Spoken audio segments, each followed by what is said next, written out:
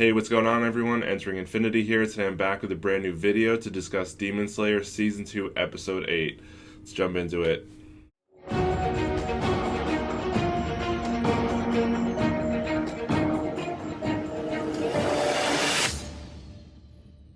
Alright, so I'm glad to be back to discuss this episode. Unfortunately, I wasn't able to discuss the last handful of episodes, which I was pretty disappointed about, but I'm happy to be back for the first episode of the Entertainment District arc. So we're finally into new content after what's felt like so long, so I'm really excited to talk about it. And this one was a double-packed episode in one, so there's so much to talk about. I'm going to try to narrow it down as much as I can so this video doesn't end up being like an hour. So this episode starts off with such feels, oh my gosh. It's just, they waste no time. They just grab on the heartstrings and just yank them. Like, oh my gosh. You know, it transitions from the end of the Mugen arc and the death of Rengoku and then kind of the impact of our main heroes, and it just, oh my gosh, just so truly upsetting. Like, it really got me again right off the bat. Truly sad. And we got to see, like, you know, the medical division like coming to help them, and then them kind of like emotionally breaking down. It was just really tough stuff to watch, but really beautiful storytelling, and the art and the musical scoring was just unbelievable for that part. And then it cuts to the scene of Rengoku's home when we see a crow fly there to give them the news, which honestly I didn't think they were going to do. I thought they were going to wait and have Tonjiro go there and be the one to deliver the news, so it was interesting that they chose this approach. But oh my gosh, what a beautiful job they did. How there was just no speaking. It was just the frame of Senjiro just sweeping, and then the crow comes and you see it tell him, and he just falls to his knees and starts breaking down, and just the musical scoring, oh my god, it really got me. I was like, oh my gosh, what a heartbreaking moment, and just truly beautifully well done in the artistic style they chose to do it. Absolutely incredible. That scene was, like, for me, like, what really got me out of this episode. So there was another part that was a little weird to me that I'm sure will make sense over time, but at the moment I was a little bit confused, because we see Muzen, and he is like in the body of a little kid, and I don't, unless I'm misremembering, I don't recall ever seeing him do that. So it's like kind of weird at this point. It's like, is he like jumping between bodies? Like, it was a little strange, but we see the demon who killed Rengoku come and report to him there while he's staying at this house pretending to be a little boy, and they have an interesting interaction there, and Muzan pretty much tells him off and tells him that, like, you know, killing a Hashira is not a big deal, and there's so much more to that, like, demons are superior, like, we should always be killing them, and, you know, he really, like, just doesn't even, like, give him any kind of gratitude or any kind of praise for what he did. He really just kind of rips into him and just tells him that he's disappointed that he let Tanjiro, Inosuke, and Zenitsu get away alive. Like, that really pissed him off. And then he does this crazy part where he just, like, holds up one finger and he sends out this shockwave that, like, blows out the windows, and, like, you see, like, the demon just throwing up blood from, like, that, like, attack, and all he did was hold up his finger. So at this point, like, Muzan's power is just pretty much unfathomable at this point in the story. This dude is just insane. I don't know how anybody's gonna be able to take him out. It was just really interesting to see that interaction. My question is, why is he in the body of that little boy pretending to be that somebody else, and how is he even doing that? I don't know. It was just a little bit confusing for me, and I'm looking forward to the explanation of how that's all working. So then we get to see Tanjiro finally make it to Rengoku's family home for him to deliver the news to his father and his brother, and also deliver the final message that he had for his family to them. And that seems like really interesting, and actually the most important scene out of the entire episode in terms of, like, story development and exposition. So he gets there and he starts talking to Senjiro, and he's asking him if he's heard about his brother's death, and he told him that he already knew. And then the father comes out, and he's just a drunken mess, and he's holding his, like, bottle of sake, and he's just saying really terrible things about his son, and it, like, got me, like, super heated too. I'm like, man, how could you say such horrible things after your son died? And then Tanjiro just, like, wasn't having it, and he was yelling at him, and they were going back and forth, and they ended up getting into, like, a little bit of a skirmish. But at this point, Tanjiro is super injured still from his battle, because, like, he didn't even give himself any time to heal. He just left to go do this because he felt, like, really compelled to do so. And so he's, like, really injured, and they get into a little skirmish. I don't even think Tanjiro could have taken him anyway at full strength, considering the father's at a Hashira level. But anyway, they have this little exchange. He pins down Tanjiro and he's yelling at him, and then they kind of like break apart, and then we get like the absolute biggest reveal of the episode is that he sees Tanjiro's earrings and he tells him that he has the sun breathing style, and he felt like Tanjiro was mocking them because he has that style. So at this point we're like, what is the sun breathing style? And then he explains that it was like the first ever breathing technique, and it's the most powerful breathing technique out of all of them, and actually all of the other breathing techniques and all the elemental versions of it all stem from this special sun breathing technique, which is like absolutely insane. The biggest information reveal we've gotten, and it's just like totally crazy. And it actually circles back to the prediction I made from episode 2, where I said that I felt like Tanjiro was eventually going to have access to being able to do all kinds of breathing styles and maybe even all of the elements as well. And I think this is really even reinforcing that fact and kind of heading in that direction and foreshadowing that, because it's saying that pretty much all the breathing styles are just imitations off of the sun breathing style. So once he learns the sun breathing style, he should theoretically be able to do all the other ones. So it's just such a mind-blowing information reveal. So excited to see kind of where things go from here, because it's so crazy. I guess this happens to be passed down in his family, because they showed like an image of like his father wearing the earrings, and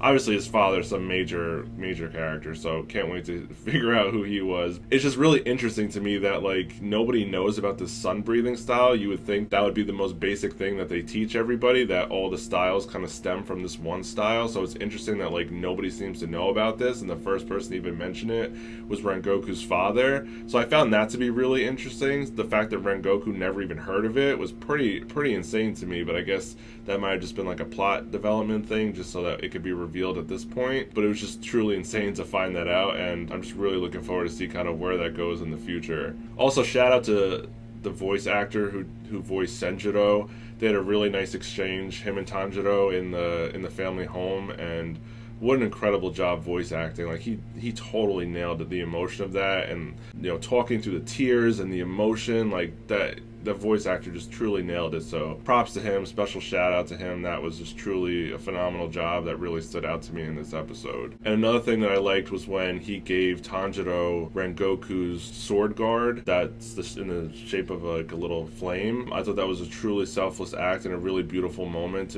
for him to be that selfless, to give Tanjiro that memento from Rengoku. Was just a really beautiful scene, and I really liked that a lot, and I'm curious to see kind of where that goes in the future. Like, is he going to eventually, use that sword guard himself, or is he just going to keep it on him and maybe it'll save him one day? Like, I thought that was just really cool that we got to see that. And then Tanjiro at that point leaves the family home, and it just kind of goes back to Senjiro and his father kind of talking now alone.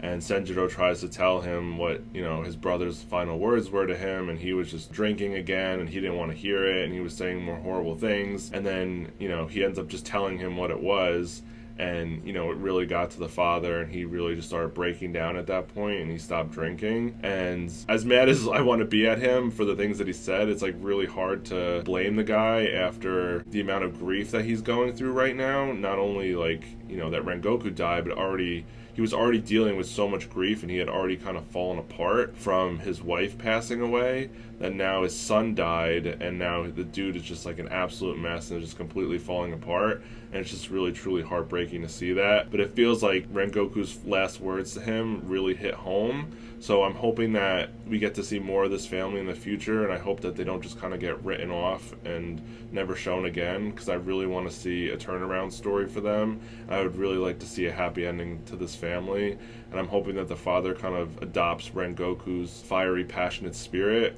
and kind of turns his life around and becomes a really great father to Senjiro, and maybe even trains him based on all of his skills as a Hashira. And I just really want to see more of that family, because I'm really interested to see that. Then we get to see Tanjiro going on a little mission, and I have to say, like, I absolutely love that outfit that he had on with the bamboo hat and like the straw like coat that he had on for the rain. Like, it just looks so sick. We're probably never gonna see it again, but I just love that little bit that we got of it, because he looks so badass, and that was so cool.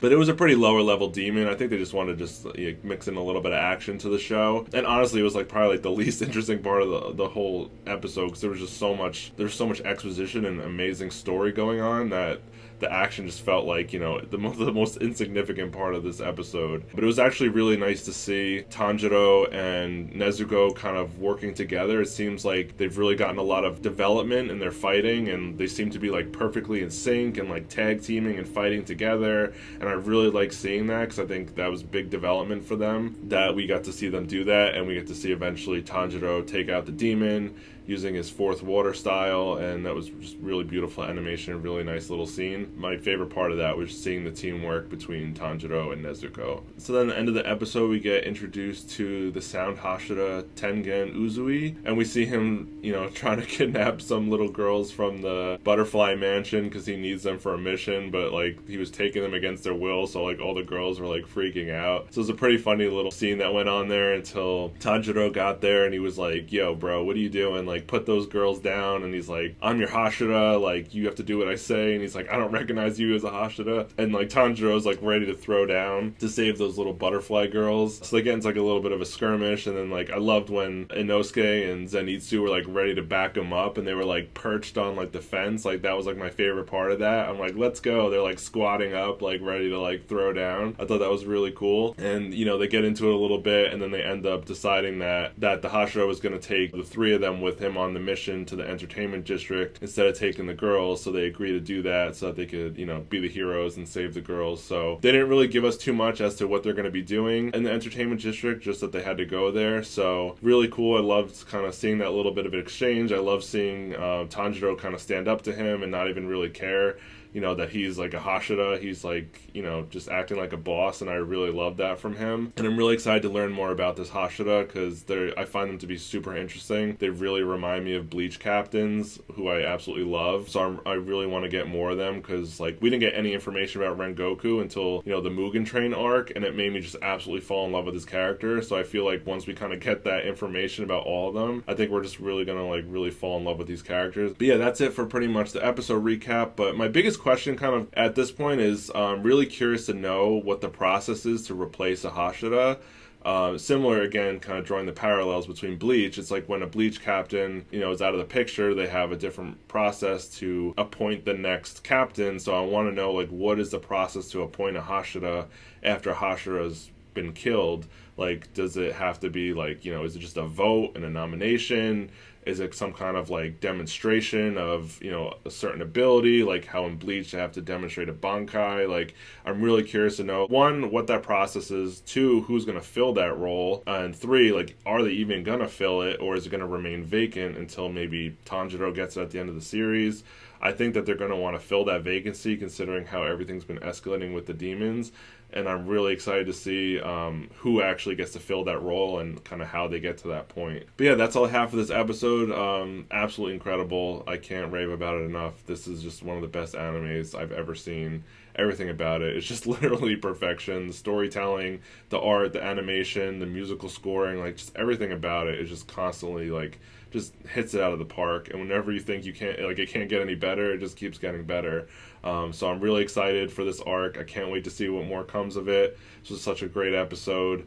Really emotional, but just really beautiful overall. And yeah, I can't wait to see what happens next. So thanks for watching. I hope you enjoyed. If you enjoyed the video, if you could do me a huge favor and hit that like button, leave me a comment down below. Let me know what you thought of the episode, and subscribe to the channel if you're new. And I'll catch you all in the next one.